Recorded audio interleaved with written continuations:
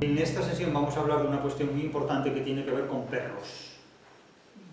Es una clase de literatura que tiene como temática el cánido, los perros en la literatura. El perro es un animal que en diferentes ámbitos de las artes ha contado con una presencia semánticamente muy relevante y en diferentes aspectos, no solo en la literatura sino también en la filosofía.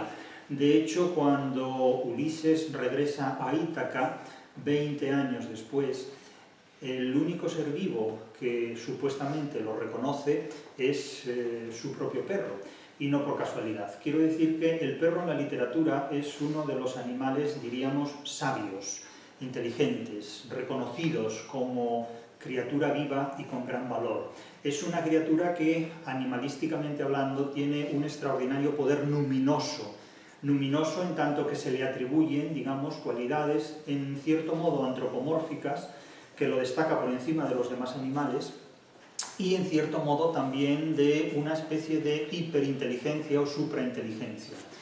El perro es no solo protagonista de numerosas fábulas esópicas y de todo tipo, sino también de una tradición literaria parenética en la que el propio perro es sujeto o depositario de comportamientos profundamente humanos, ennoblecedores en determinados aspectos y con frecuencia también sapienciales, que eso es lo que significa una literatura parenética, una literatura proverbial, una literatura con contenido moral o doctrinante.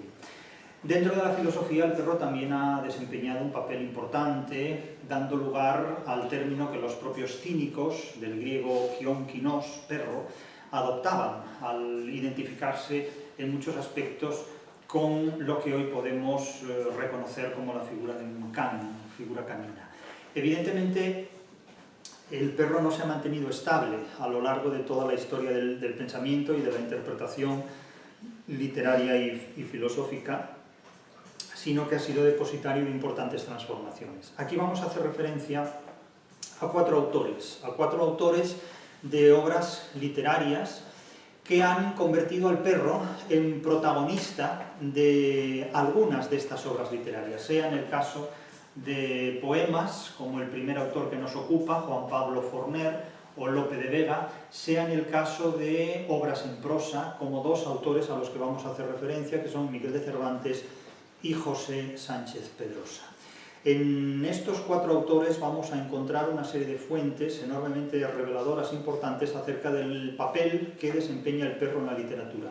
Naturalmente, el perro en la literatura no es un perro real, es una visión, no diré idealizada, pero sí ficcionalizada, que es la clave de la interpretación literaria, la ficción, en la que el perro adquiere un significado que no tiene ni en los tratados de veterinaria, ni en la mascotización a la que habitualmente se le somete en los tiempos modernos, sino que el perro en la literatura con frecuencia no tiene nada que ver con el perro fuera de la literatura. Es decir, todo lo que entra en la literatura deja de ser lo que era para convertirse en algo nuevo y diferente, en algo original que adquiere un sentido que no se daba antes de que esa realidad, ese referente, esa entidad, sea el perro, sean las palabras que figuran en los diccionarios, tenían antes de adentrarse en la literatura. Insisto que cuando la historia entra en la literatura deja de ser historia para convertirse en material literario, ficcionalizado. La ficción transforma todo lo que toca, incluidos también los animales, incluida también la figura del perro. Vamos entonces a comenzar con el primero de estos autores que tenemos en la lista. No seguiré un orden cronológico, seguiré un orden crítico. Un orden crítico que comienza en este punto con la Ilustración. Vamos a hacer referencia a una composición, a un epigrama, así se llama, un epigrama, es decir, una poesía con un componente crítico, con un componente satírico, que tiene el carácter de un epitafio. Es decir, es un epitafio a un perro. El género del epitafio, el género de las leyendas que se colocan sobre la tumba, epitafos, es decir, encima de la tumba, en definitiva, es un género literario, verbal, de una gran tradición, pero este es un epitafio epigramático o un epigrama epitafórico, vamos a decir así, ¿no? Es decir, que tiene un componente satírico muy poderoso. No es una elegía dramática, no es una elegía trágica, sino que es una elegía francamente satírica. En este poema que vamos a leer inicialmente de Juan Pablo Forner, que es un ilustrado neto, es decir, Forner nace en 1750, es la mitad del siglo XVIII, 1756-1797, es un ilustrado nato, es un racionalista artificioso completamente, los ilustrados siguen una idea de razón totalmente artificial, muy poco reveladora, es un concepto de razón muy poco conocedor de la realidad, es decir, el concepto de racionalismo que maneja el barroco es mucho más profundo, penetrante y crítico que el concepto de racionalismo que maneja la Ilustración. Uno de los grandes errores consiste en suponer que la Ilustración era racionalista.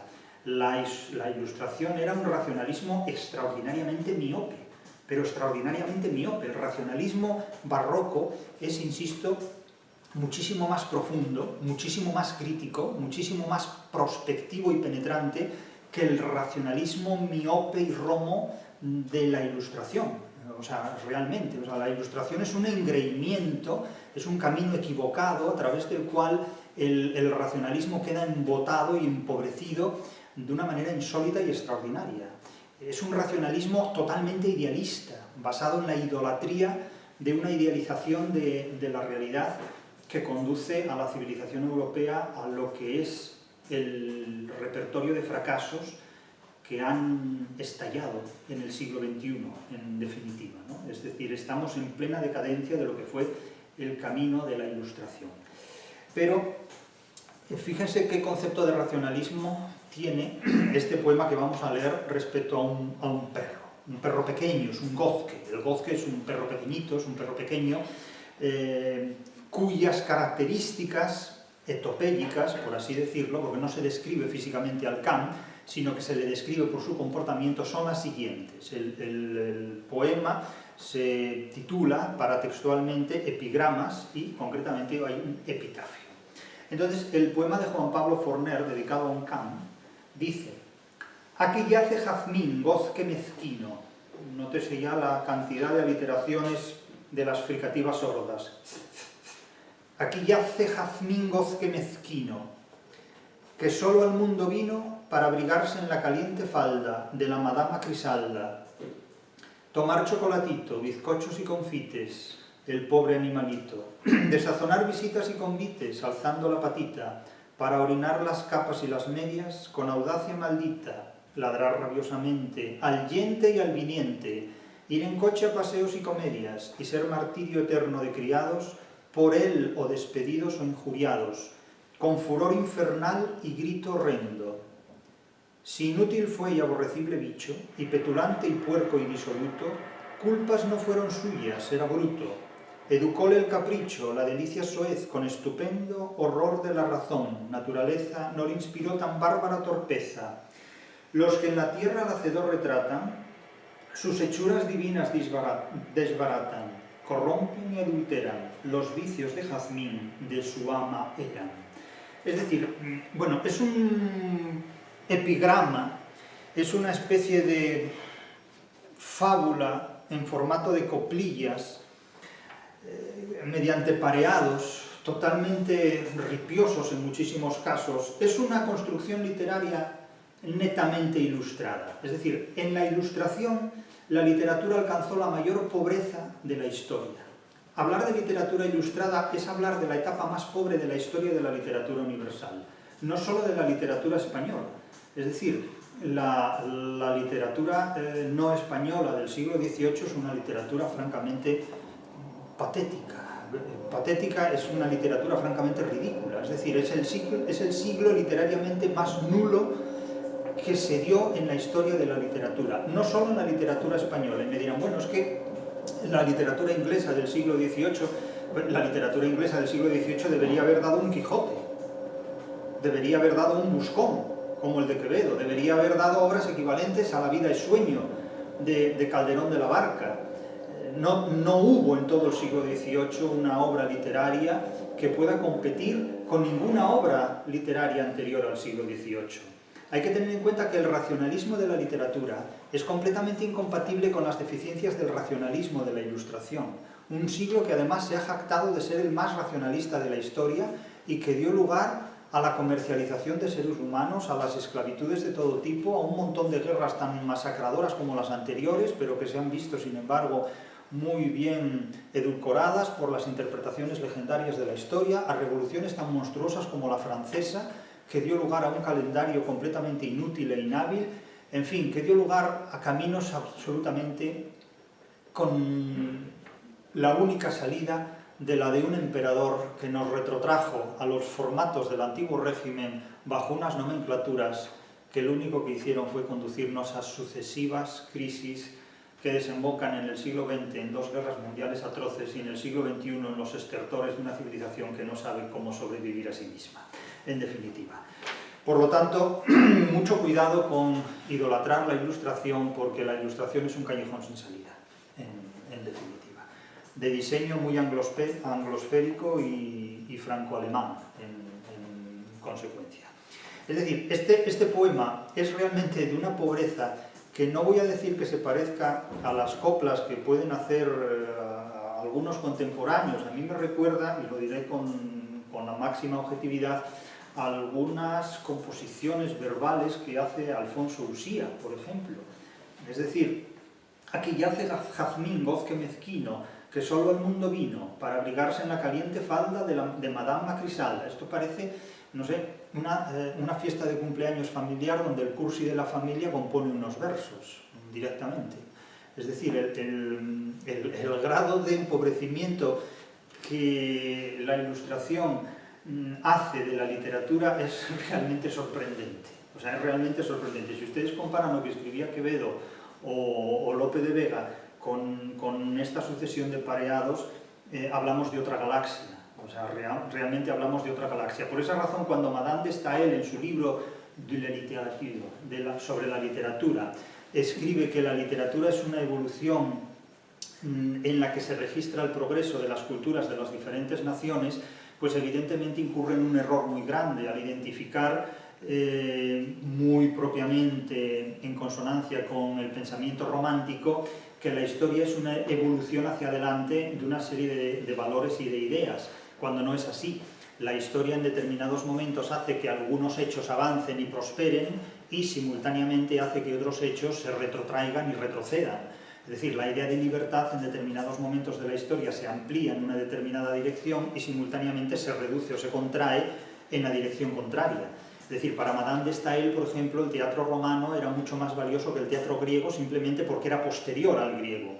Pero esto no es exactamente así, es decir, el siglo XVIII fue un hundimiento en el racionalismo literario a costa de la idolatría de un concepto de razón que nada tenía que ver con las exigencias racionales que pedía la literatura y a las que la literatura siempre sirvió. De hecho, la crisis de la literatura que tiene lugar desde finales del siglo XVIII hasta hoy es una consecuencia del concepto de racionalismo cientifista, de un fundamentalismo científico, también de un fundamentalismo filosófico, exigiéndole al pensamiento humano una idea de razón que fuera de la Ilustración carece de sentido, de operatoriedad e incluso de legalidad. Parece que la Ilustración tiene un objetivo fundamental. Está prohibido razonar en términos distintos a los que reconoce oficialmente el pensamiento ilustrado. Esta es una de las características muy propias del pensamiento liberal. Se da libertad para todo menos para pensar de forma diferente. O se puede pensar de forma diferente al poder, pero siempre y cuando ese pensamiento se considere como marginal o enemigo incluso de la libertad. Y sin embargo hay que reconocer que la literatura, si la libertad es lo que los demás nos dejan hacer, la literatura es aquello que a lo largo de la historia, la religión, la política y yo añadiría también que la filosofía nos han permitido escribir simplemente porque no han podido censurarlo o simplemente porque no han podido ni evitarlo ni destruirlo. Es decir, la literatura es aquella expresión de la libertad que ha sobrevivido a los imperativos de la religión, a las prohibiciones de la filosofía, ¿verdad? Y a las exigencias de las políticas y de las ideologías de todos los tiempos, en definitiva. La literatura es el felino de la historia, es el animal más difícil de domesticar, porque en realidad es completamente imposible de domesticar. Es el lobo de los cánidos, es en definitiva el felino de las especies animales. No se puede domesticar a la literatura. Una literatura domesticada no es una literatura. Una literatura inofensiva no es una literatura, es un producto comercial. Es otra cosa. En este caso, este poema no es más que una crítica a los perros pequeñitos, a los gozques.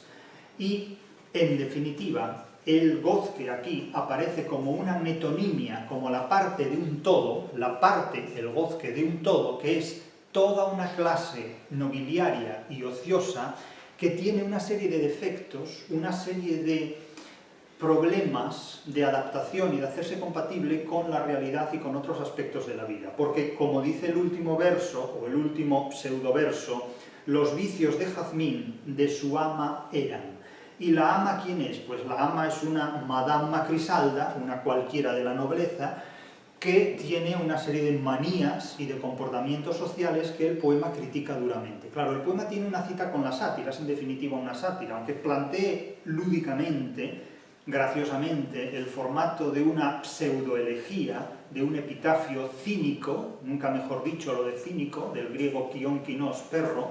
En definitiva, lo que se hace es criticar las costumbres de la nobleza, a la cual el propio Forner pertenece netamente. Es decir, critica las costumbres de sus colegas de clase social, de los ambientes en los que se mueve, en definitiva, en contra de los cuales supuestamente actúa la Revolución Francesa para copiar todos los vicios.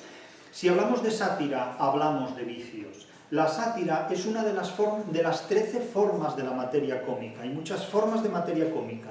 El humor, la sátira, la ironía, el escarnio, el sarcasmo, la caricatura, lo grotesco, lo ridículo, etcétera, etcétera. La sátira combina varias de ellas, pero las coordina desde una estructura satírica. ¿Qué es lo satírico? Pues insisto, lo satírico es una de las formas de la materia cómica que se orienta esencialmente a la expresión de la mordacidad, de la acritud y de la crítica social de determinadas formas de comportamiento que se tipifican o que se identifican como viciosas, como inconvenientes. Pero se tipifican como viciosas o como inconvenientes desde determinados criterios morales. Es decir, hay un código moral que tipifica determinadas formas de comportamiento como ejemplares, como políticamente correctas, como de referencia, que hay que imitar, que hay que reproducir, que hay que compartir, que hay que imponer por las buenas o por las malas. Entonces, si alguien no se comporta conforme a esos criterios morales, del tipo que sean, A, B o C, pues esa persona puede ser públicamente criticada, públicamente satirizada. Cuando alguien puede ser satirizado públicamente, contra esa persona se utiliza una moral, por ejemplo, una ideología, la derecha o la izquierda, puede criticar a quienes hablan en nombre de la ideología contraria, la izquierda o la derecha. Eso es lo que comúnmente hace la gente. Los que piensan de una manera se burlan o critican o satirizan a los que piensan de la manera contraria o simplemente a los que piensan de una manera diferente. La sátira es muy estimulante porque quien la ejerce lo hace nunca a solas, nunca aislado, sino que lo hace formando parte de un grupo dentro del cual se siente amparado, se siente protegido.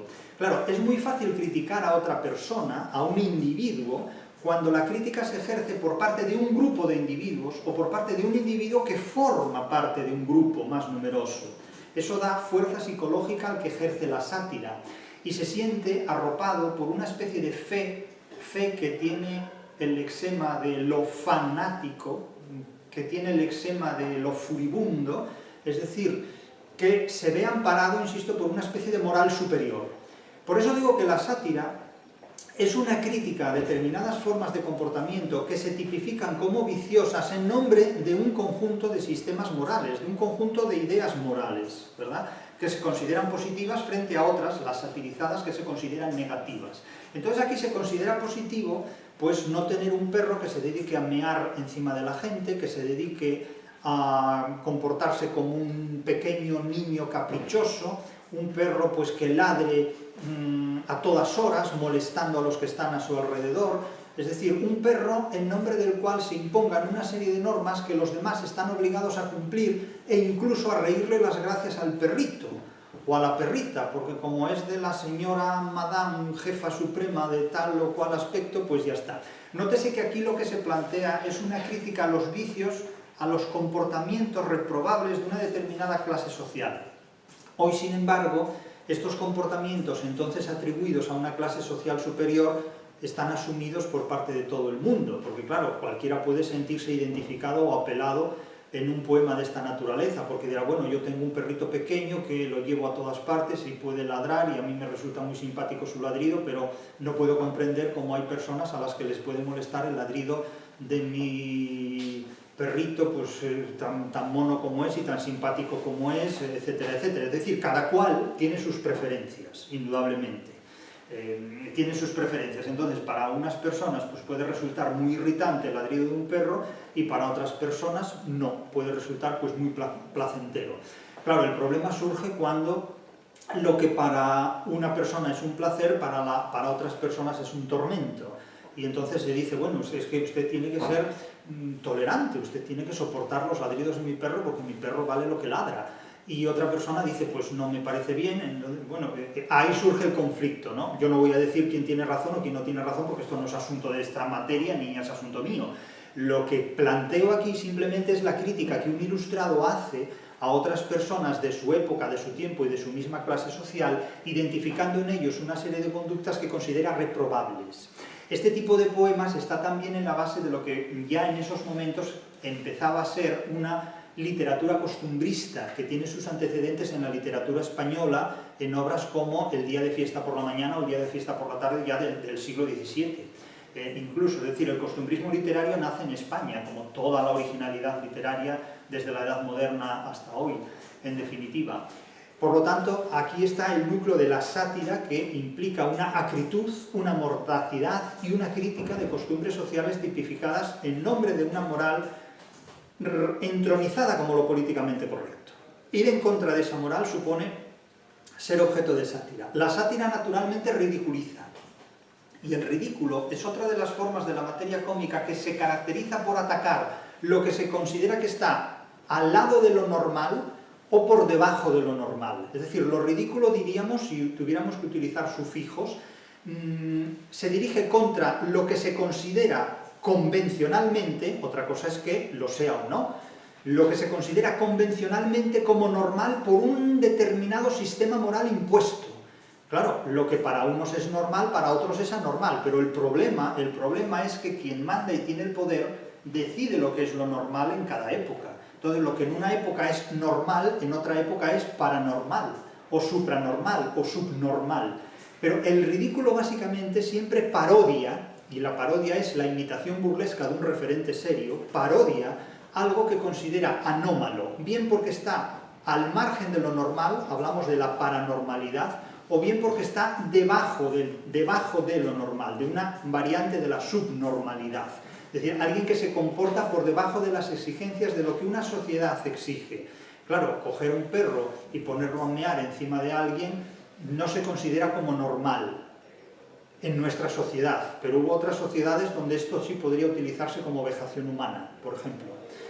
Entonces, lo que plantea esta composición poética no es más que un despliegue de escenas ridículas donde el animal es un compendio, es una síntesis de los vicios, de las malas costumbres que tiene la nobleza, o la nobleza medio alta, medio baja o media, en definitiva.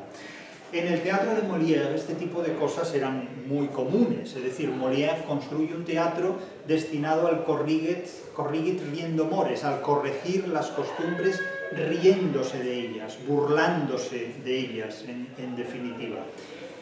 Qué mala imagen da una universidad en la que uno tiene que dar una clase en estas condiciones auditivas, pero bueno, nos ocurre siempre a estas horas, no podemos evitarlo. Forma parte de nuestro trabajo, es la realidad del directo. Entonces continuamos como Sísifo con la piedra. Si no me pueden oír bien, no es culpa mía, es lo que hay. Lo que quiero decir es que cuando este tipo de composiciones poéticas objetivan y retratan los vicios de determinadas sociedades, objetivándolos en el comportamiento de la clase noble, que hoy día es, digamos, imitada o reproducida por el pueblo llano, lo que viene a decir es que estamos ante una sociedad que degenera en sus costumbres y que no es capaz de percibir sus propios errores o sus propios fallos como algo que se pueda subsanar o que se deba subsanar. El problema de alguien que hace algo mal no es que lo haga mal, porque nadie nace sabiendo, sino que nunca se encuentra con alguien que lo corrija, que lo subsane. Es decir, si cometemos un error y nadie nos advierte de ese error, lo más probable es que el error se siga multiplicando. Este es el secreto de la educación. Es decir, si hacemos algo mal y nadie nos ayuda a hacerlo mejor, ese problema crecerá. Claro, cuando alguien es consciente de que hace el ridículo, evitará seguir haciendo el ridículo. Pero si no es consciente del ridículo que hace, el circo está completamente asegurado. Y uno de los grandes errores de nuestra sociedad es que a veces nos rodeamos de personas, o algunos se rodean de personas, que no les advierten de que lo que hacen es completamente ridículo y que va en su propio detrimento el ejercicio narcisista del ridículo globalista, a través de Internet o de medios de redes sociales. En muchos casos, la gente a veces anima a otras personas a seguir haciendo el ridículo para que no perciban de manera consciente, no diré autoconsciente, porque bueno, la autoconsciencia y la consciencia es lo mismo, ¿no?, en este contexto al que me refiero, para que no sean conscientes del ridículo que hacen y de esta manera empujarlos a un fracaso visiblemente colectivo. Pero esto la gente no lo ve. La gente de tanto mirarse al espejo no se ve a sí misma. Este es un gran problema del narcisismo, que de tanto mirarse al espejo no se ve a sí misma y se acaba creyendo que la imagen ideal que tiene en su conciencia, la imagen kantiana, la imagen del idealismo que tiene en su conciencia, es la imagen que ven los demás. Y cuando uno se mira al espejo ve una especie de divinidad, pero los demás lo que ven es, con frecuencia, una criatura completamente ridícula, de la cual se ríen no tanto en público, sino en privado, que es aún muchísimo más revelador. No diré más grave o no, porque eso es irrelevante por completo, pero lo que diga la gente es irrelevante. Con lo que dice la gente, los gatos limpian el culo, en definitiva. Pero eso es totalmente irrelevante. El daño se lo hace a alguien que no es consciente del ridículo que protagoniza, en definitiva. Y lo que aquí plantea este poema son los vicios de una nobleza, de un comportamiento propio de clases nobles, que después, a lo largo de los siglos XIX, XX y XXI, han heredado netamente las clases más populares, las clases más bajas. Hoy todos los vicios que pueden tener las clases medias y bajas son los mismos que tenían hace 2 o 3 siglos las clases altas. Y tal vez siempre ha sido así. Lo que ocurre es que unas épocas los retratan más crudamente que otras, nada más. La literatura, en muchísimos casos, lo que hace al ser humano es presentizar, hacerlo consciente del comportamiento ridículo e irracional al que a veces está inducido. Es decir, la literatura nos pone ante el ridículo de lo que podemos llegar a ser en determinados momentos. La literatura nos hace conscientes de lo ridículos que somos y que con frecuencia no percibimos fuera de lo que la literatura es. Y este es un poema claramente orientado en esta dirección. Literariamente hablando, el poema es paupérrimo, es de una pobreza muy propia de la Ilustración. Por eso digo que para alguien que tenga interés en la literatura y para alguien que valore la literatura, la Ilustración es la etapa más pobre del pensamiento literario habido y por haber a lo largo de toda la historia. Es decir, a un conocedor de la materia literaria hablarle de la Ilustración es hablarle de un tercer mundo semántico. Y en esa concepción ilustrada de la literatura, todavía hoy estamos en muchísimos aspectos. Por esa razón, lo que comúnmente se llama literatura no es literatura, porque es literatura inofensiva. Es decir, la literatura que se escribe mayoritariamente desde el siglo XVIII es una literatura que está en consonancia con lo políticamente correcto de cada época, con lo moralmente imperante en cada época, pero que tiene muy poco que ver con un concepto verdaderamente racionalista y crítico de la realidad en la que nos encontramos. Prácticamente la mayor parte de las obras literarias que ustedes pueden leer hoy no les hablan de originalidades, les hablan de lo que ya conocen y en términos orientados a confirmar y a ratificar las ideas de lo políticamente correcto. Nunca la literatura ha estado tan alejada del sentido del humor, del sentido de la sátira, del sentido de la ironía y del sentido de todo lo que tiene que ver con la crítica a las ideas convencional y vulgarmente aceptadas. Pero es necesario ser muy inteligente para hacer una literatura verdaderamente crítica. Y eso se ha visto completamente castrado, cercenado, roto, desde prácticamente el siglo XVIII, salvo excepciones. Vamos ahora a otro autor, vamos a ver ahora lo que dice Miguel de Cervantes sobre los perros, en una obra como El coloquio de los perros. Una obra como El coloquio de los perros es la última de las novelas ejemplares que está incluida dentro de la novela ejemplar precedente, El casamiento engañoso.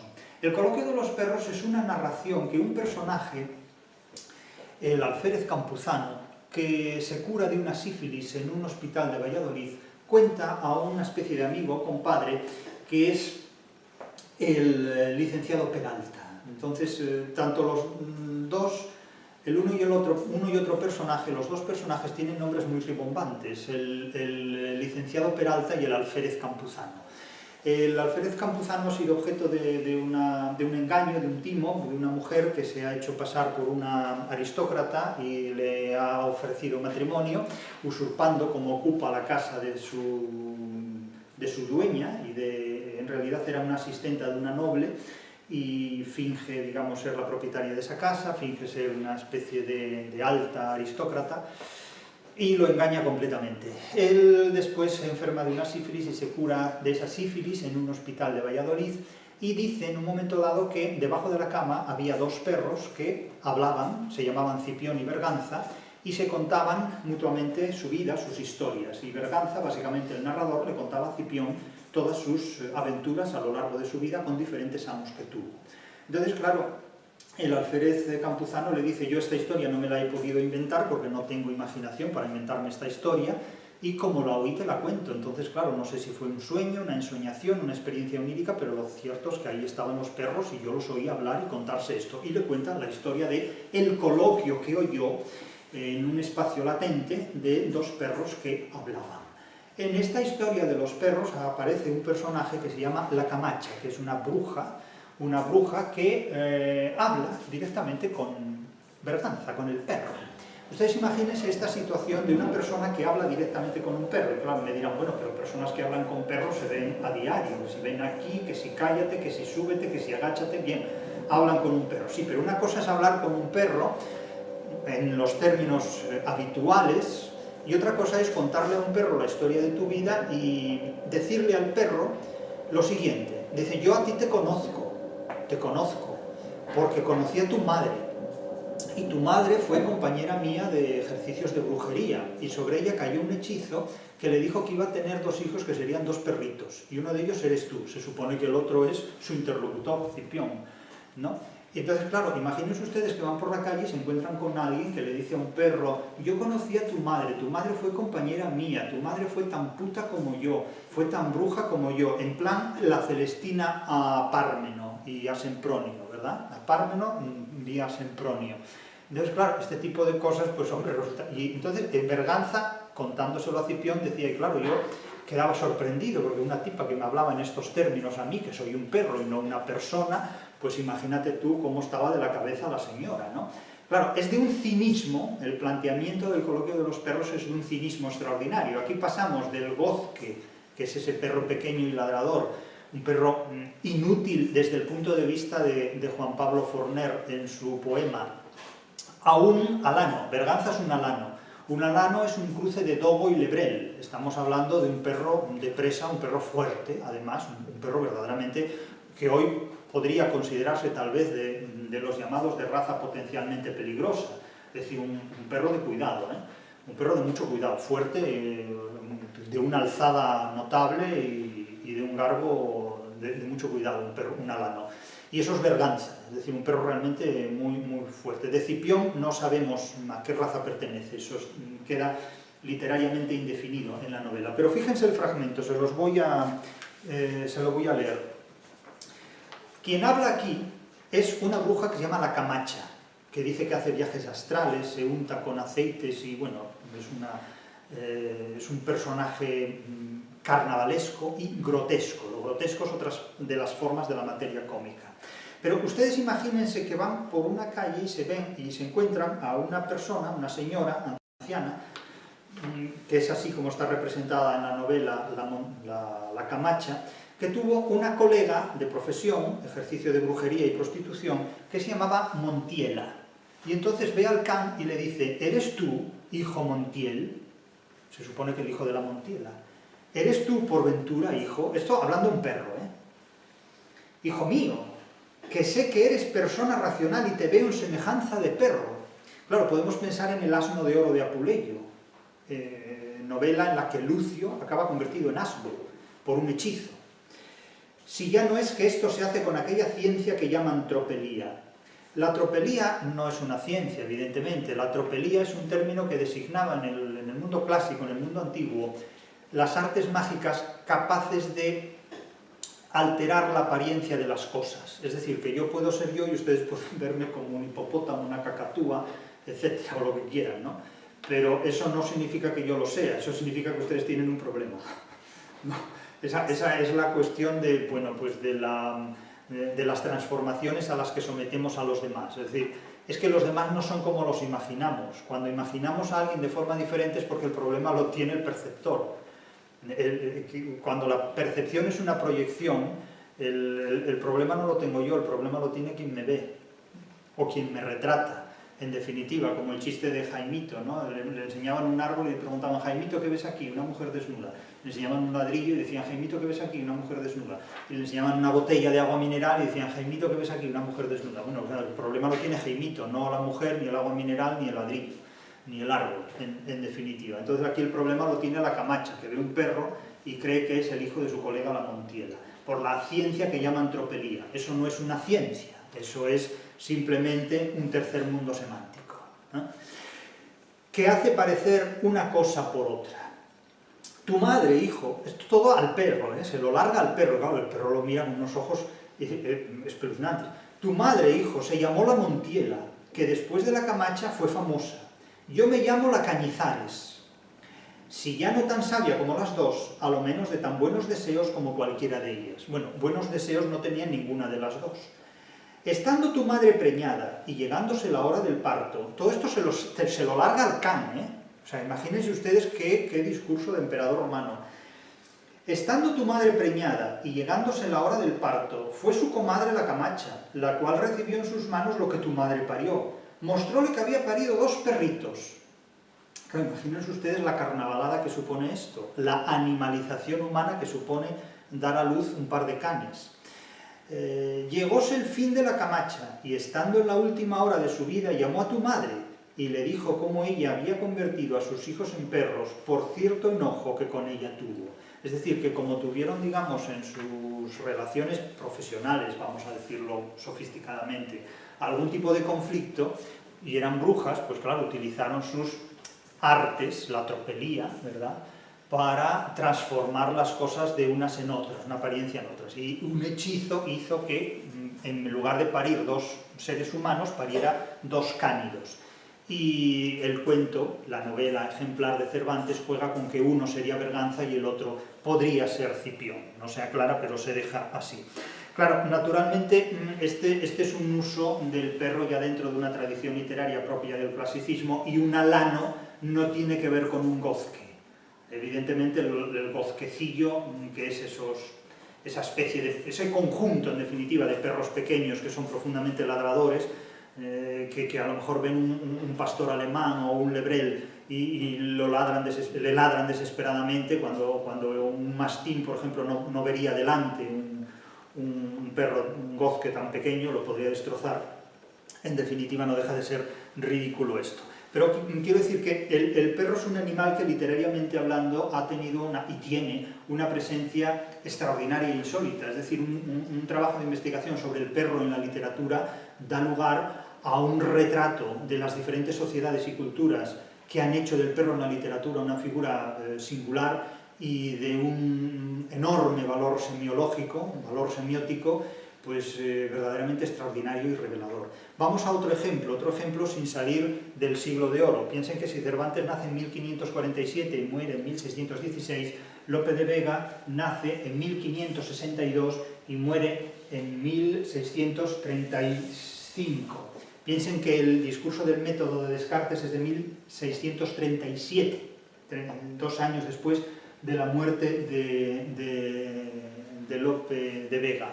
Es curioso que Descartes trate de razonar en términos de la matemática cuando en términos de literatura el siglo XVII razonaba pero realmente mucho más que lo de Descartes. Es decir, la obra de Descartes a mí siempre me llamó la atención por lo mitificada que está desde el punto de vista de la tradición filosófica y cómo se ha popularizado a partir de esa declaración en virtud de la cual si pienso es porque existo, como si el ser humano por existir pensara, con la cantidad de personas que existen y no piensan, ¿no? Es una cosa ridícula.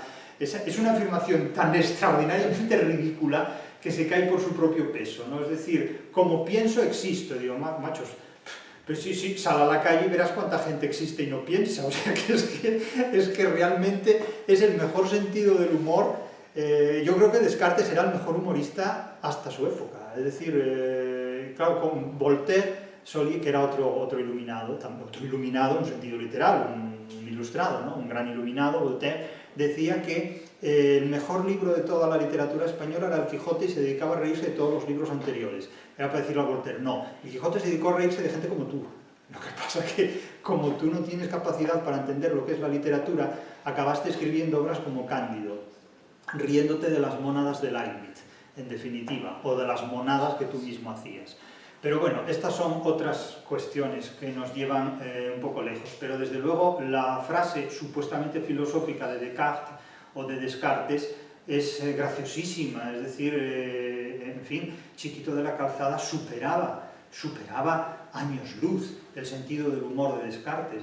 Es curioso cómo los filósofos se toman en serio los chistes. Es graciosísimo esto, ¿no? Porque el pienso luego existo, es decir, macho, con la cantidad de gente que existe y no piensa y tú sigues ahí dándole vueltas al tema. Es gracioso, ¿no? Es gracioso, buscando la cosa pensante, sí, es realmente muy, muy gracioso, tiene mucha chispa todo eso. O sea, de la República de Platón a la cosa pensante, vamos, uno puede orbitar por todas las galaxias y seguir flotando en el ambiente. Es realmente gracioso el tema, realmente gracioso. Entonces, vamos ahora a un poema donde se dan cita una gran figura canina con el gozque, con la figura canina más pequeña, ¿no? Lo grande y lo pequeño juntos. Este es un poema de Lope de Vega, como digo, 1562-1635. Lope de Vega tiene un poema que desarrolla un motivo literario muy frecuente, muy común, que es el de lo que han de hacer los ingenios grandes cuando los murmuran. Es decir, ¿qué debe hacer alguien cuando lo critican, cuando lo censuran, cuando lo someten a escarnio, a burla, a crítica, etcétera, etcétera? Gente que simplemente lo envidia, ¿no? Ya saben ustedes que la envidia es la forma más siniestra de admiración. Entonces Lope de Vega desarrolla en un soneto este motivo, que está también muy presente en El Diablo Cojuelo y en otras obras de la literatura clásica y del siglo de oro. Un lebrel al que ladran unos gozques, es decir, un perro hermoso, lozano, grande, útil, valioso, al que ladran una piara, por así decirlo, aunque la piara es de cerdos, una piara de gozques. Entonces el soneto de Lope de Vega, muy célebre soneto, dice que un lebrel irlandés de hermoso talle, vallo entre negro de la frente alanca, labrada en bronceante la carlanca, pasaba por la margen de una calle. Salió confuso ejército a ladralle, chusma de gozques, negra, roja y blanca, como de aldea furibunda arranca, para seguir al lobo en monte o valle. Y como escriben que la diosa trina, globo de plata en el celeste raso, los perros de los montes desatina, este hidalgo lebrel, sin hacer caso, alzó la pierna, remojó la esquina y por medio se fue, su paso a paso. Este es el soneto de Lope de Vega. Es decir, un lebrel iba por la calle y de repente le salió un conjunto de gozques, como el de la Madama Crisalba, de la que hablaba Forner, un conjunto de gozques, variopinto, ladrando a tope, ladrando a la máxima potencia. No se sabe por qué, pero simplemente, bueno, equivalente metafóricamente a la murmuración que hace la gente que envidia las cualidades de otra persona.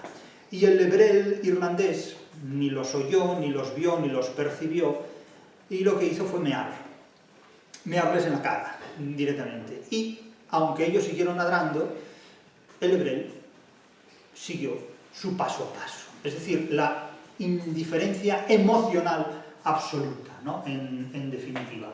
que es lo que caracteriza a un perro noble, de un perro supuestamente innoble, como serían los gozques, los gozquecillos, en definitiva.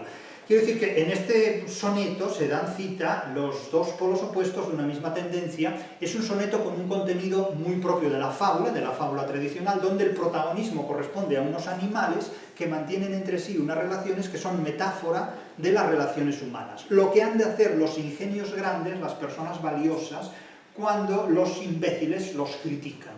Y además es un soneto muy amplio desde el punto de vista de su interpretación, porque quien lo lee siempre cree que pertenece al grupo de los lebreles y no al grupo de los gozques. Esto es el gran secreto del éxito de muchos escritores: criticar a los idiotas haciendo creer al lector que siempre forma parte del grupo de los inteligentes criticados y no de los idiotas que critican, cuando el 99% de los lectores forman parte de los gozques, en definitiva, ¿no? Ahora, también es cierto que sin los gozques, el lebrel no se ve.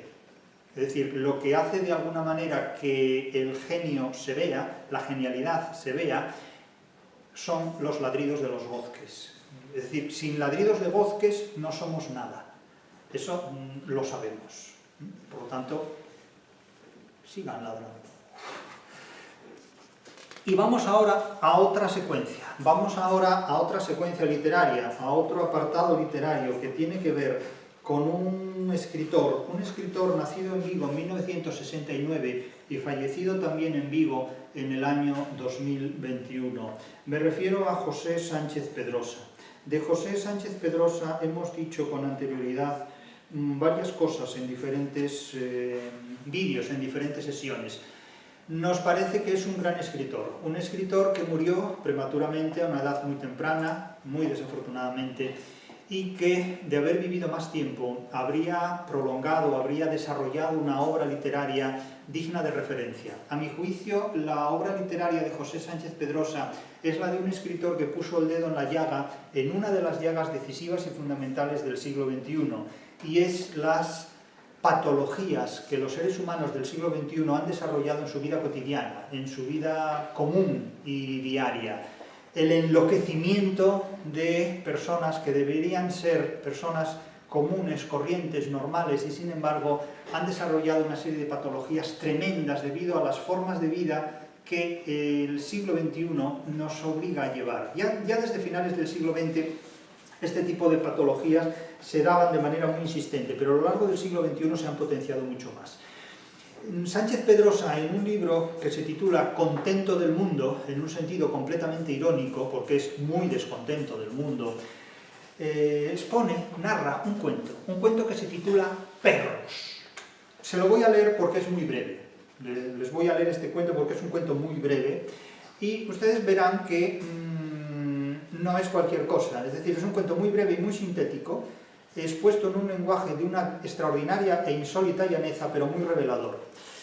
Este cuento dice así: en el atrio de la compostelana iglesia de Santa María Salomé esperan cada domingo a que salga Rosario Lores de misa sus dos perros. Nótese que todo el centro de gravedad de la frase está al final. Parece una frase en alemán, relativamente larga, y no sabemos en dónde desemboca hasta que llegamos a sus dos perros, que la esperan a la puerta de la iglesia todos los domingos. No tienen cadena, porque si se ponen a tirar, Rosario no iba a poder con ellos. Sueltos, son dos perros tranquilos y obedientes que, a pesar de su corpulencia, rodean a su ama con la mansedumbre de dos vacas. La vaca es uno de los animales, no diré sagrados, en nuestra sociedad. El animal sagrado en nuestra sociedad es el perro, el equivalente a la vaca hindú en determinados aspectos. Pero la vaca representa el animal que vaca, es decir, que vaguea, en definitiva, que no hace nada propiamente. Que no hace nada, salvo, bueno, dar leche y dar carne, que ya es mucho más de lo que se puede esperar en muchas circunstancias, pero que propiamente no tiene una fuerza que quepa explotar en otros contextos. De ahí lo de vacar, las vacaciones, ¿no? El no hacer nada.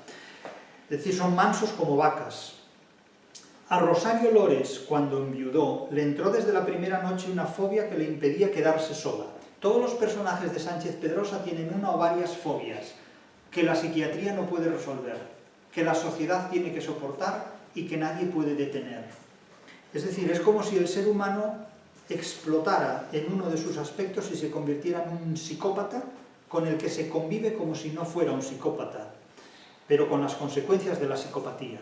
Entonces esta mujer enviuda en un momento dado y decide resolver los problemas de su soledad con la adquisición de perros. El velatorio de su marido duró una madrugada, tipo las 5 horas con Mario de Miguel Delibes. Enseguida se resuelve el tema. Rosario Lores la pasó, la madrugada, sin que nadie la acompañara al lado del cadáver del hombre con quien había convivido los últimos 53 años.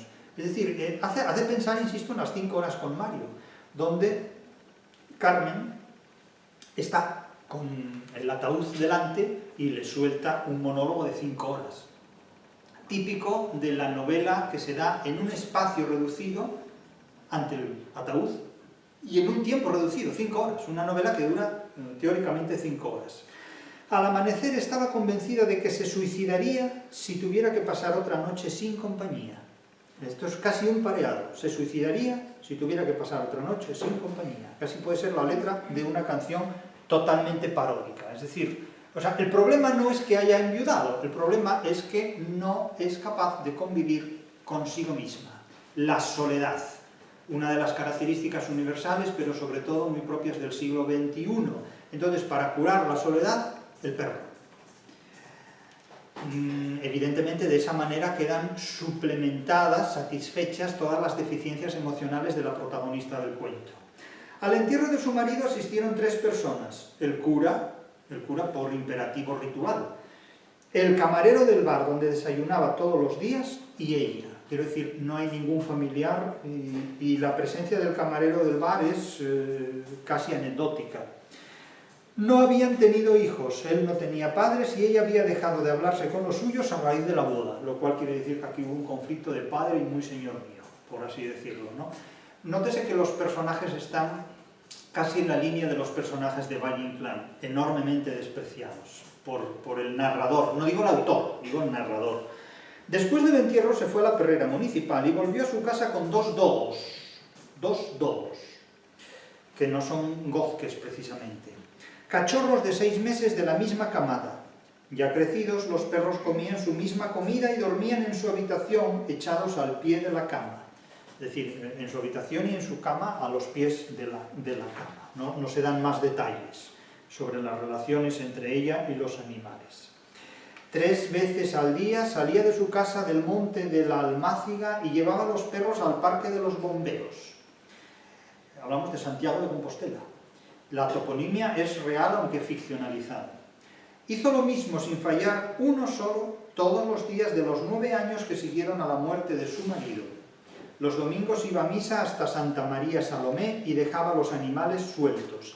Aquí hay una analepsis, volvemos al principio. Así empezaba el cuento, en el atrio, en el pórtico de la iglesia de Santa María Salomé. Los vecinos no se le acercaban porque tenían miedo de los perros. Ella, en cambio, se sentía protegida. Nótese la diferencia de puntos de vista. Para lo que unos es un peligro, para otros es una protección. Con la mengua de la edad y el luto con que vestía, Rosario Lores apenas se distinguía al caminar entre sus dogos. Es decir, que hay un proceso de animalización del ser humano hacia el animal. No son los dogos los que se parecen a ella, es ella la que se parece a los animales. Por la mengua de su edad y por el luto con que vestía. A ellos nunca se les vio desmandados, ni siquiera nadie los escuchó ladrar. Es decir, no eran perros ni violentos ni ruidosos. En la edición de hoy del Correo Gallego, el Correo Gallego es un periódico de Santiago, de Compostela, es decir, hace referencia a entidades reales, pero aquí aparecen ficcionalizadas. Porque no podemos ir a la edición de hoy del Correo Gallego y ver la noticia de la que da cuenta el cuento. En la edición de hoy del Correo Gallego viene la noticia de que, avisada por los vecinos, que desde hacía más de un mes no veían a la vieja con sus perros. Lo de a la vieja suena un poco feo, porque podría decir, no veían a la señora con sus perros. Dice a la vieja, es un poco... o a su honorable vecina, o a su estimada, ¿entienden? O sea, la expresión es un poco dura. a la vieja con sus perros, la policía local entró por la fuerza en su domicilio. El primer agente que se introdujo en la casa fue atacado nada más entrar por uno de los dogos. El otro yacía moribundo en el dormitorio. Entendemos que el otro dogo, no el otro agente. Tenía marcas de mordeduras por todo su cuerpo. La policía mató a los dos animales vaciándoles el cargador de sus pistolas, es decir, que reaccionó con violencia letal. Es decir, la policía los mató a tiros, pero con fuerza, porque debió de ser una situación muy violenta, ¿no?, según se describe en el cuento. El dogo herido murió inmediatamente, pero el otro, que se retorcía buscándole el cuello al cabo Juan Liñares, resistió una buena cantidad de balas antes de caer desplomado. Esto casi hace pensar en fragmentos de la literatura de Cela, en el tremendismo. Es una situación muy violenta y muy sanguinolienta. El autor, Sánchez Pedrosa, da una gran libertad al narrador del cuento para entrar en detalles que pueden resultar hasta desagradables. Imagínense que ustedes tuvieran que cinematografiar este cuento, este relato. Es decir, esto daría lugar a una imagen francamente violenta. Se retorcía buscándole el cuello al cabo Juan Liñares. Claro, es muy desagradable esta secuencia. Y resistió el animal una buena cantidad de balas antes de caer desplomado, ¿no? Es decir, en 100 años de soledad, a veces cuando un ser humano recibe montones de balas en su cuerpo, se le compara como si fuera una miga de pan mojado, de tan acribillado a balazos como quedaba, ¿no? Le sucede a uno de los adversarios de uno de los aurelianos. Sobre la cama se encontraron manchas de sangre y pequeños restos de huesos, que serán analizados por el Instituto Anatómico Forense para comprobar si proceden del cadáver de Rosario Lores, de la cual no se ha vuelto a tener noticia alguna. Es decir, que lo único que quedó de la señora fueron manchas de sangre y trozos de huesos. Se supone, por lo que el cuento deja entrever, que fue devorada por sus dogos. Claro, el retrato de un ser humano tipificado con estas características y convertido en protagonista de un relato de literatura del siglo XXI es francamente espeluznante y sorprendente. A mí, cuando me preguntan por la literatura del siglo XXI, no sé qué autor recomendar, porque la mayor parte de los autores que escriben obras literarias en el siglo XXI, y naturalmente habrá excepciones, difíciles de vislumbrar, difíciles de percibir, suelen ser autores que, más que escribir literatura crítica, lo que escriben es literatura inofensiva, y la literatura inofensiva no es literatura, es un producto comercial. Indudablemente no podemos hablar en términos generales porque hay muchas personas que escriben literatura en el siglo XXI, pero solo la criba del tiempo, solo los diferentes estudios literarios que se pueden hacer, si es que alguien hace ya estudios literarios, porque hoy lo que se hacen son estudios culturales, no literarios, y no es lo mismo estudiar la cultura que la literatura, y no es admisible reducir la literatura a cultura, porque la cultura invisibiliza la literatura y la convierte en algo que no es literatura y no permite verla como literatura. Es que la literatura es superior y irreductible a la cultura. Eso es como decir que en el planeta Tierra hay seres vivos. Eso implica no distinguir entre un gato y un gorrión. Esto implica no distinguir entre un neandertal y un homo sapiens. Y esto implica no distinguir entre un elefante y un ser humano. Y me dirán, bueno, es que yo prefiero los elefantes. Yo no entro en las preferencias de cada uno. Yo lo que quiero decir es que hay determinadas nomenclaturas que confunden las cosas y las fusionan entre sí, lo que impide ver con nitidez la originalidad de cada una de las especies y la originalidad de cada una de las características. Entonces, reducir la literatura a cultura es suprimir la literatura. Así de simple. El Quijote no es cultura, el Quijote es literatura. Si hay gente que no es capaz de distinguir entre cultura y literatura, pues que asista a mis clases, si quiere, ¿no? Pero que no me imponga a mí una visión miope de lo que la literatura es. Porque la literatura no cabe en la cultura. En la cultura caben todas las cosas para alguien que no sabe distinguir entre música, medicina, literatura y arquitectura. Pero no todo puede reducirse a cultura, porque eso es decir que en matemáticas todos son números. Oiga, mire, las matemáticas es algo más complicado que la simple combinación de números, ¿eh? Es algo más complicado que todo eso. Entonces también podemos decir que la literatura son letras combinadas, ¿sí? Y la publicidad, ¿no? Y el prospecto de un medicamento también son letras combinadas. Pero no es lo mismo combinar las letras para dar lugar a un prospecto médico que para dar lugar al Quijote. Son cuestiones completamente diferentes. Ahora, si para usted todo es cultura, pues siga su camino, pero a mí me deja en paz, ¿quiere? Y ya está. Entonces, un autor como José Sánchez Pedrosa, que solo publicó un libro de cuentos titulado Contento del Mundo, aunque dejó una obra inédita sin publicar, que a mi juicio debe publicarse, merece publicarse y ser conocida, y merece indudablemente la investigación académica de diferentes personas que tengan interés universitariamente hablando en el estudio de la obra de este autor, pues es muy importante. Insisto que este señor, José Sánchez Pedrosa, impartió docencia en centros de enseñanza de la provincia de Pontevedra, en Galicia, y también en Francia. Él trabajó durante varios años en liceos franceses, donde, me consta, dejó una presencia de su actividad docente muy destacada, muy digna y muy valorada por quienes tuvieron ocasión de ser sus estudiantes en Francia, algunos de los cuales no lo han olvidado y tienen muy presente lo que fue la obra docente de este señor y también su obra literaria. A mi juicio, José Sánchez Pedrosa tiene que ser objeto de atención y objeto de investigación académica, y desde luego yo haré lo posible porque otras personas interesadas puedan aplicar, entre otros métodos, el que yo he planteado en la crítica de la razón literaria, para estudiar la obra literaria de este señor, uno de los autores no vivos ya, por desgracia, pero sí muy valiosos de lo que es y podría haber sido, de haber vivido más tiempo, la literatura para él del siglo XXI. Y esto es todo lo que hoy tengo que decir sobre el perro en la literatura en diferentes autores, etapas y momentos. Continuaremos.